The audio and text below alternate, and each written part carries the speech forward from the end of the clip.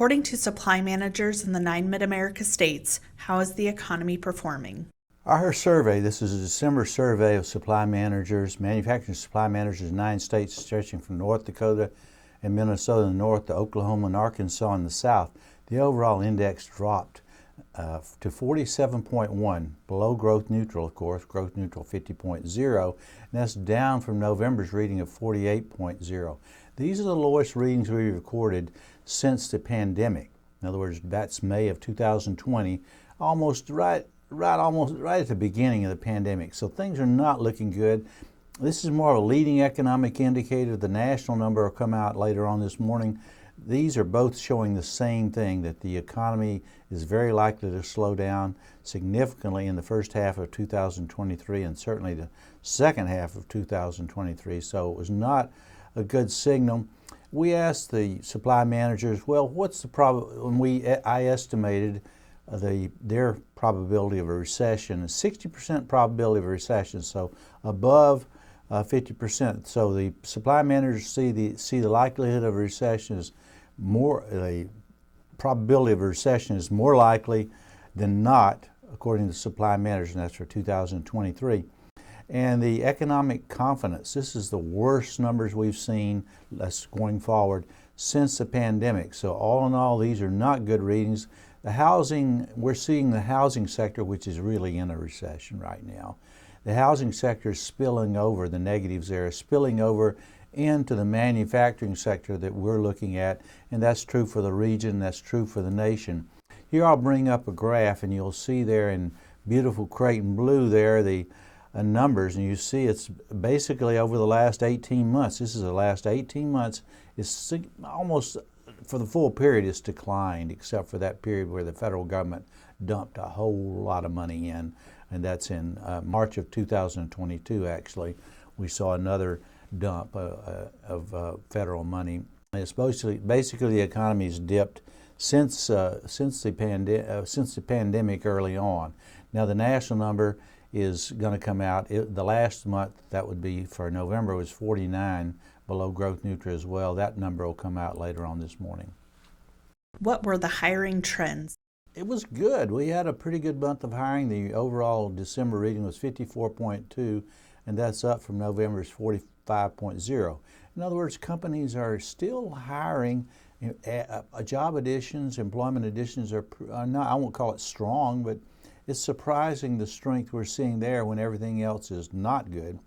But when we ask about applicants for job openings in the company, 63% reported a shortage of applicants for any job openings they had.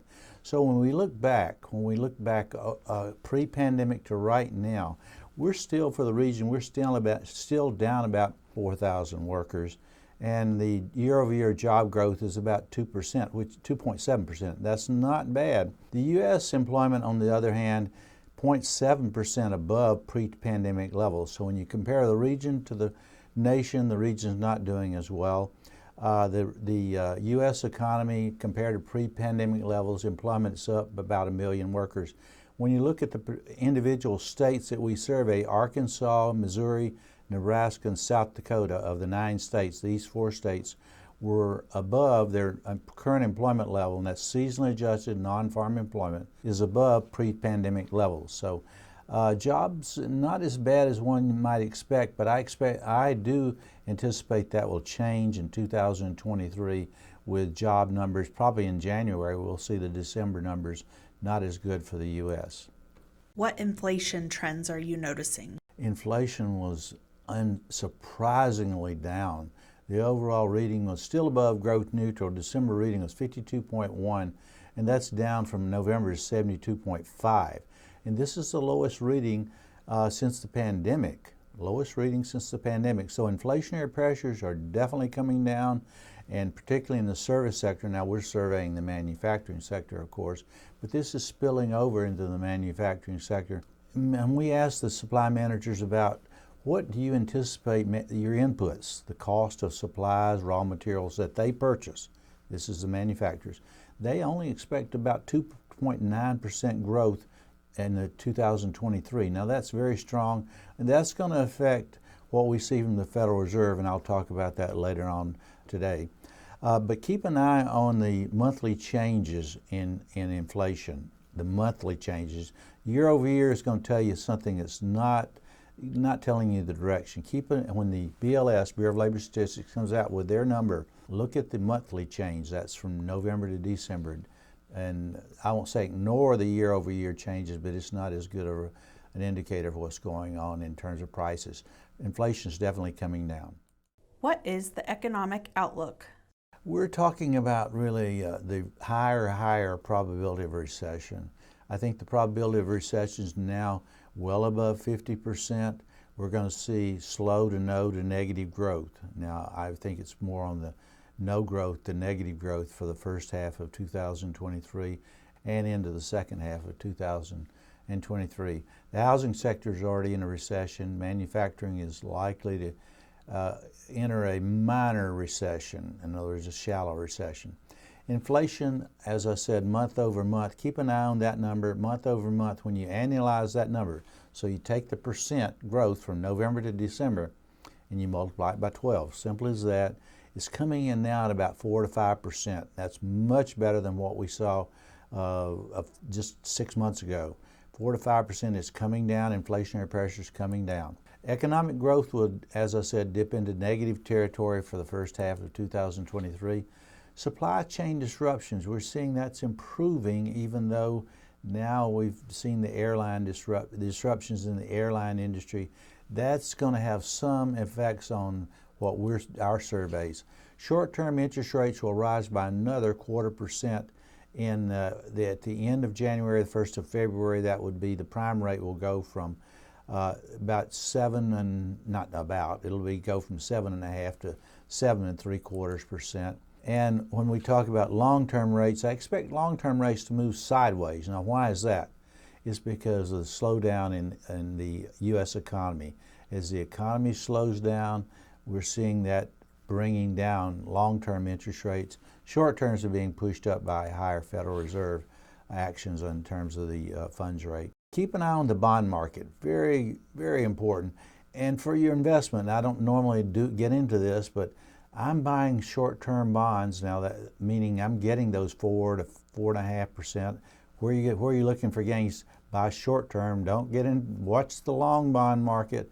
If you're investing, I'm buying 6 months to a year. Nothing longer than a year. Making 4.5. Now that's still losing in terms of the recession, but keep an eye on the short-term bonds. The yield on the 10-year Treasury, that determines mortgage rates. And I think it's going to move somewhat sideways, and it has been moving lower to sideways. I mean, it could approach 4%, but I don't. Now that's the 10-year Treasury, but keep an eye on that. Keep an eye on the national ISM reading, which comes out later on this morning. It's going to be a very important reading. First, this is our number. Their number is the first reading of the overall economy, the regional economy. Our number. Their number, the national economy. I think it's going to come in below growth neutral. That's going to be problematic for the economy going forward. Keep an eye on the price of a barrel of oil. Barrel of oil is now running $75 to $80. Now it's West Texas crude. That's in an area that's favorable, I'll call it. But gasoline prices are going to move higher this year. You're going to see increases in the tax rate on gasoline, but we're also going to see refineries going offline to do maintenance. There's a lot of maintenance has been delayed. You're going to see those close down, at least reduced activity in refinery. That's going to push gasoline prices up. And we're also going to see, listen carefully, and I say this a lot, listen carefully to what the members of the FOMC, the Federal Open Market Committee, what they say, the governors, particularly the governors. There are 7 of those governors, including Jay Powell, the head of the Federal Reserve.